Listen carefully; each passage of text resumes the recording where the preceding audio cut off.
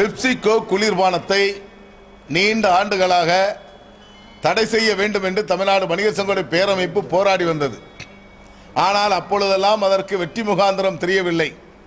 இப்பொழுது மாணவர்களும் இளைஞர்களும் நாங்கள் அது கையிலே எடுக்க மாட்டோம் என்று சொன்ன செய்தி வருங்காலத்தில் வெற்றி வாய்ப்பை தரும் என்ற நம்பிக்கை ஏற்பட்டிருக்கிறது.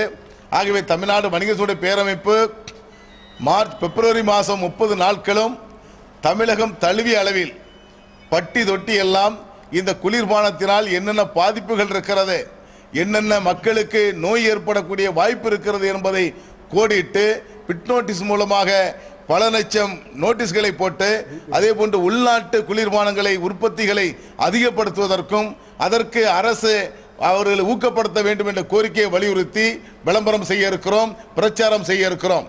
அந்த பிரச்சாரத்துக்கு அப்புறம் மார்ச் 1 தமிழகம் முழுவதும் பெப்சி கோக் என்ற வாசனை இருக்கக்கூடாது, அந்த பாட்டல்கள் கண்ணுக்கு தெரியக்கூடாது, ஒட்டுமொத்தமாக பெப்சி கோகோலாவுக்கு மூடு விழா மார்ச் 1 என்பதை தமிழ்நாடு வணிகர் சங்க பேரமைப்பு தமிழகத்தில் உள்ள 6000 வணிகர் சங்கத்தினுடைய நிர்வாகிகள் ஒப்புதலோடு இன்று நாங்கள் அறிவிக்கிறோம்.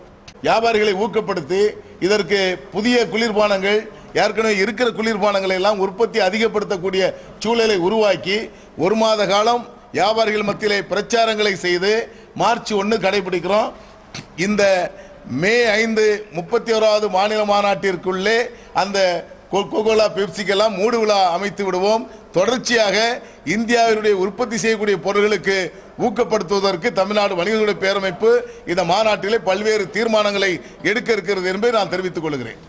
திருப்பூர் மக்கள் அந்நிய நாட்டு குளிர்பானங்களை கழிவறையில ஊற்றி சுத்தம் செய்யும் போராட்டத்தில் ஈடுபட்டிருக்காங்க.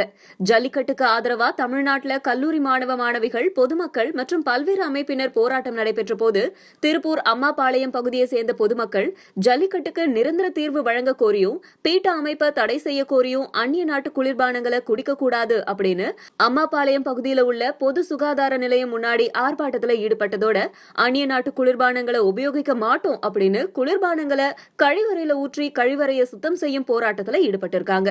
இதுல அந்த பகுதியை சேர்ந்த சிறுவர்கள், பெண்கள்னு ஏராளமானோர் கலந்துக்கிட்டாங்க. தற்போது தமிழகத்தோட பல பகுதியிலையும் பெப்சி கோக் போன்ற அந்நிய நாட்டு குளிர்பானங்களை உபயோகிக்க மாட்டோம் அப்படின்னு மக்கள் தங்களோட ஆதரவு அளிச்சிட்டு வராங்க. இந்த வீடியோவை பாக்குற நீங்க என்ன செய்ய போறீங்கன்னு கீழே கமெண்ட் பண்ணுங்க. எங்க ஜல்லிக்கட்டுக்கு தற்காலிக தடை நீக்கம் அப்படிங்கறதை நாங்க ஒத்துக்க மாட்டோம். எங்களை பொறுத்தளவுக்கு நிரந்தர தடை நீக்கம் அதுதான் நாங்க எதிர்பார்க்கிற, தமிழக மக்கள் எதிர்பார்க்கக்கூடிய ஒரே இது நிரந்தர தடை நீக்கம்.